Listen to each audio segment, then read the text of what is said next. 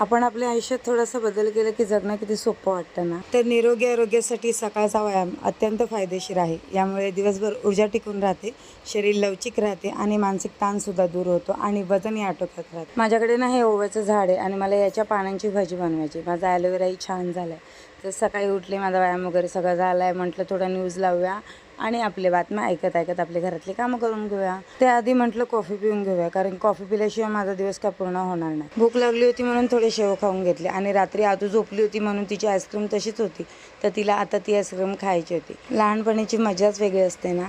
आणि या कुंडीतनं मी ड्रॅगनच्या बिया टाकल्या होत्या, त्याचे झाड आलेले छानपैकी.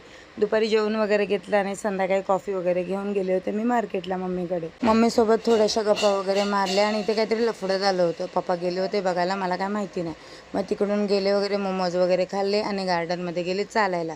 तर आजपुरती एवढंच. भेटू आपल्या नेक्स्ट व्लॉगमध्ये. तोपर्यंत बाय.